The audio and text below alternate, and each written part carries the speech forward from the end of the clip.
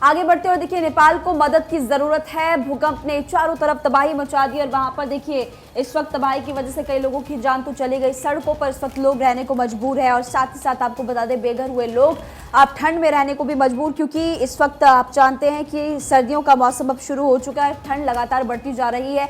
जाजरकोट ने इस वक्त हालात काफी ज्यादा वहां पर खराब हो गए। राहत बचाव कार्य भी लगातार जारी है और इसी बीच नवभारत में इस खबर को फिलहाल बताया गया। टाइम्स नाउ नवभारत की अगर बात की जाए तो इस नवभारत टाइम्स में इस खबर को प्रमुखता से बताया गया। लेकिन फिलहाल भूकंप की वजह से वहां पर काफी ज्यादा इस वक्त परेशानियां लोगों की बढ़ रही है। आयुषी, बिल्कुल, देखिए भारत ने भूकंप प्रभावित नेपाल में मदद भेजी है, तो ऐसे में आपको बता दें कि मिलिट्री एयरक्राफ्ट से राहत सामग्री भी भेजी गई है। नेपाल को दवाएं भी भेजी गई है। राहत सामग्री की और खेप भेजेगा भारत। नेपाल की मदद करने वाला भारत पहला देश है। दैनिक भास्कर के हवाले से खबर आप तक पहुंचा रहे हैं, लेकिन तस्वीर आपकी टीवी स्क्रीन पर भारत 24 पहुंचा रहा है कि वहां के हालात किस तरह से बदतर होते हुए जा रहे हैं और भारत ऐसा पहला देश जिसने आगे आकर नेपाल की मदद करने का फैसला किया और एक कदम उठाकर न केवल राहत सामग्री की खेप बल्कि खाना भी यहाँ पर भेजा गया है। देखिए फिलीपींस को 7 हेलीकॉप्टर देगा भारत, तो वही राहत बचाव कार्य में किया जाएगा ये इस्तेमाल। फिलीपींस के राष्ट्रपति मार्कोस ने ये जानकारी दी है। दैनिक जागरण के हवाले से खबर आप तक पहुंचा रहे प्रिया। बिल्कुल, और अब हम आगे बढ़ते। कनाडा ने आरोप लगाए तो सबूत भी करे पेश।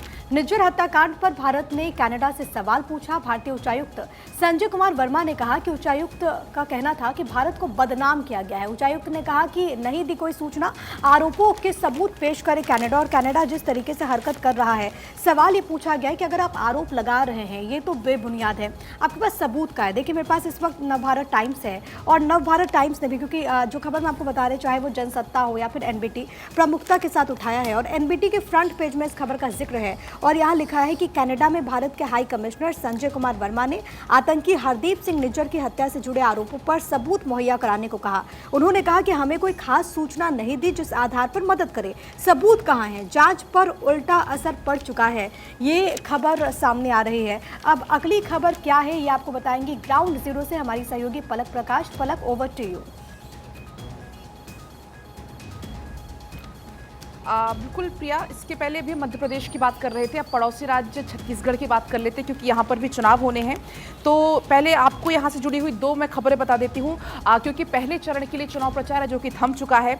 20 सीटों पर 223 प्रत्याशियों की किस्मत दांव पर है और कल सुबह 7 बजे से मतदान शुरू होगा। 7 और 17 नवंबर 2 तारीखें तय की गई हैं। मध्य प्रदेश की बात करें तो सिर्फ एक चरण में चुनाव होंगे, 17 नवंबर का वो दिन होगा। अगर हम बात छत्तीसगढ़ की करें प्रिया, तो कांग्रेस ने घोषणा पत्र भी जारी कर दिया है। इसके लिए जनता के लिए कई वादों की यहाँ पर लड़ी लगा दी गई। कुछ जो बड़ी बातें रही घोषणा पत्र की, जल्दी से मैं आपको दर्शकों को बता देती हूँ। 200 यूनिट फ्री बिजली का वादा यहाँ पर किया गया है।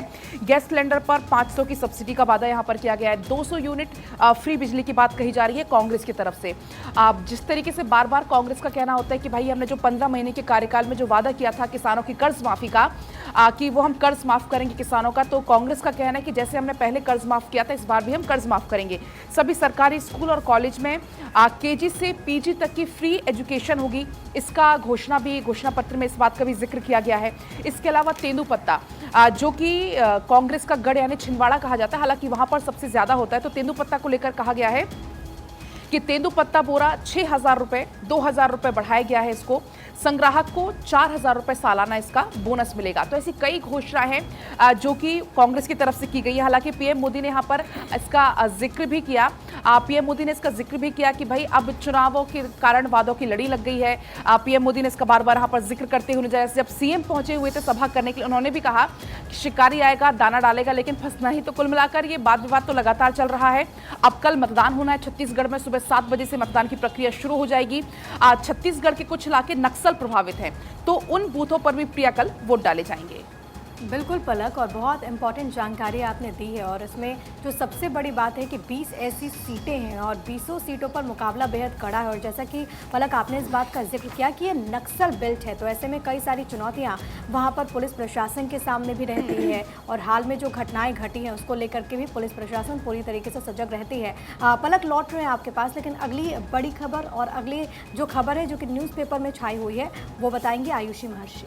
बिल्कुल, चलिए खबरों में आगे बढ़ेंगे और अब बात करते हैं। तेजस्वी यादव को बताया बिहार का भावी सीएम। समर्थकों ने तेजस्वी को भावी सीएम बताया है।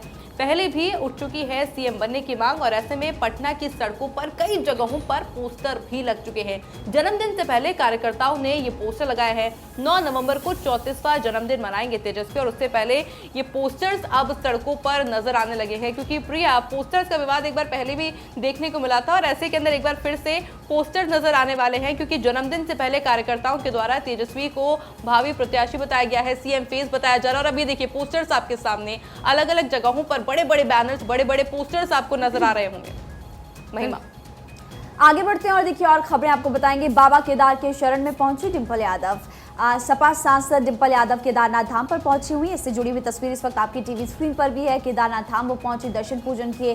केदारनाथ धाम में दर्शन पूजन करते हुए वो नजर आई और इससे जुड़ी हुई तस्वीरें इस वक्त आपको लगातार हम दिखा भी रहे हैं। इस वक्त ऊंची ऊंची चोटियों पर खूब बर्फबारी हो रही है। मौसम बेहद सुहावना है। आपको सामने भी नजर आएगा कि बाबा केदार के दर पर जहां डिंपल यादव पहुंची, आपको पीछे ऊंची चोटियों पर बर्फबारी भी नजर आ रही है। एक तो मौसम अच्छा और दूसरी बड़ी बात कि बाबा केदार के दर्शन करते हुए डिंपल यादव नजर आई। इससे जुड़ी हुई तस्वीरें आपको हमने दिखाई। अखबारों में आज इनका जिक्र किया गया है। आगे मिजोरम से जुड़ी हुई बड़ी खबर आपको आयुषी शेखावत बताएंगी। बिल्कुल, देखिए मिजोरम में कांग्रेस की 7 गारंटी का ऐलान। खड़गे ने 7 गारंटी का ऐलान किया है। मिजोरम में 7 नवंबर को मतदान होना है और ऐसे में कुल 40 सीटों पर एक ही चरण में मतदान होगा। खड़गे ने वीडियो संदेश भेजा है।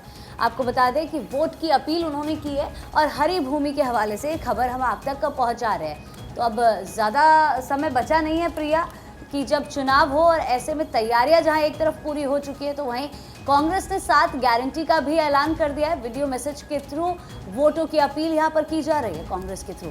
बिल्कुल, और कल ही दरअसल यहाँ पर वोटिंग होने वाली है। कुल 40 सीट है और वहाँ पर जो मुकाबला है वो कड़ा माना जाता है, क्योंकि एक तरफ एमएनएफ जो कि वहाँ पर इस वक्त सत्ता में है, दूसरी तरफ कांग्रेस पार्टी, तो वहीं बीजेपी भी है वहाँ पर।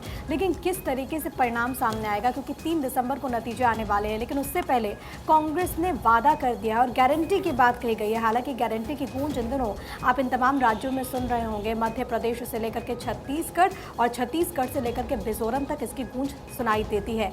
खबरें लगातार जारी है। भारत 24 योग के जरिए भी आपको हम बता रहे कि कैसे आपको अपनी बॉडी का ख्याल रखना है,